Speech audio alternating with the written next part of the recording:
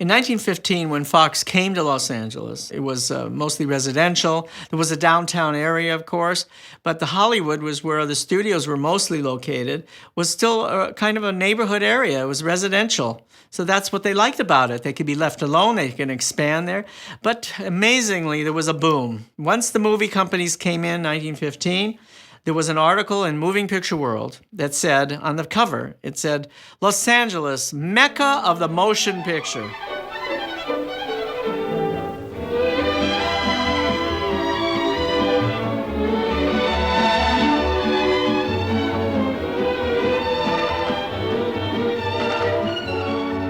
En moins de 10 ans, Hollywood entre dans l'ère du star system et l'utilisation de ces immenses vedettes représente déjà l'une des plus grosses dépenses de production des studios.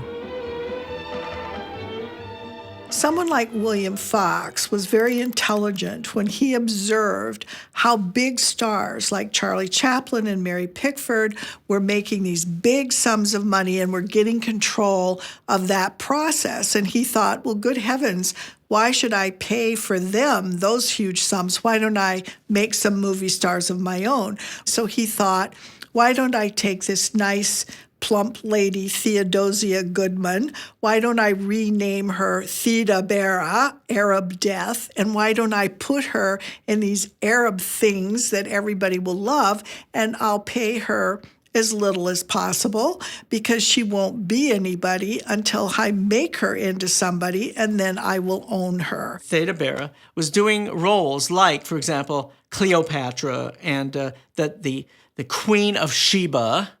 There is already she's becoming this sexual symbol in film, which was very shocking. This is before World War I. It was Victorian times to have her wearing a bra for Cleopatra, which was hardly a bra. It was a snake's wrapping around, and the head of the snake is over her nipple. You can see the whole breast. This was like mind-blowing to people. And you can imagine that people were rushing to see this film. And she was vamping. Vampire women suck everything out of the man, all their love out of the man, and throw him aside, and he's like a dried up thing. He's not worth living.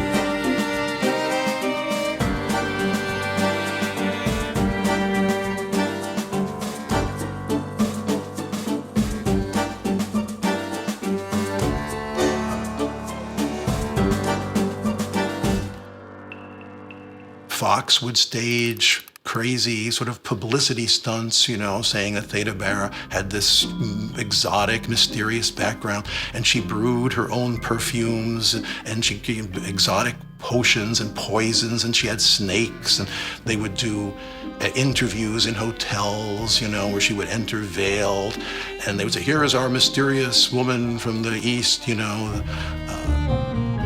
The press published this. But the press knew it was part of the show. It was like sort of like Lady Gaga or something. It's part of an act. On the other hand, with Fox stars was Tom Mix. We're talking the complete opposite type of an actor compared to Theda Bara and Tom Mix. It's like, you know, it's like milk and juice. It's a completely different thing, but it's still a drink. So they're still stars, but completely different genres of films.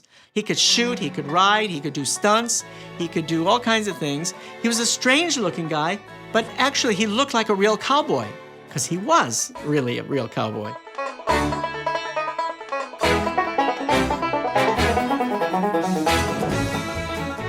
Fox understood America's like of and love of Western stars and Western stories and Western settings. So Tom Mix, who was a very colorful character off-screen as well as on, was someone he could develop into a very popular star because Mix was flamboyant. And he was smart enough also to realize how enduring an image the cowboy would be in the movies in terms of the male star. Grâce à ces stars et un appétit sans limite, William Fox est devenu dans les années 1920 l'un des hommes les plus puissants à Hollywood. Il lui reste à trouver un réalisateur à la hauteur de ses ambitions. L'Europe fait rêver après la guerre. C'est en Europe que naît l'expressionnisme, en Allemagne. En France, il y a l'art déco. Donc, quelque part, il y a une sorte d'aspect légendaire européen que Fox veut se payer. Et Murnau, qui a fait Le Dernier des Hommes, Murnau est l'une des vedettes de la réalisation dont l'acquisition pourrait donner un prestige nouveau à la Fox. William Fox lui donne carte blanche, se disant qu'il va faire un film comme Faust, qui est un film très très impressionnant visuellement et qui est un film très spectaculaire aussi.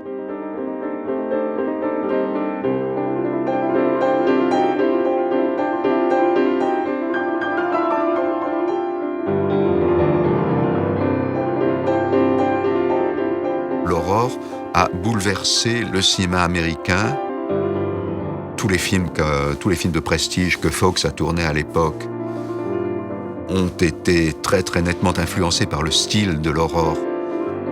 Des films où il y avait de moins en moins d'intervention de l'intertitre, de moins en moins d'intervention donc du dialogue écrit, où il y avait de plus en plus d'intervention de la lumière, du décor, d'une idée plastique du cinéma qui suffisait à tout raconter, au lieu de faire raconter par des moyens littéraires.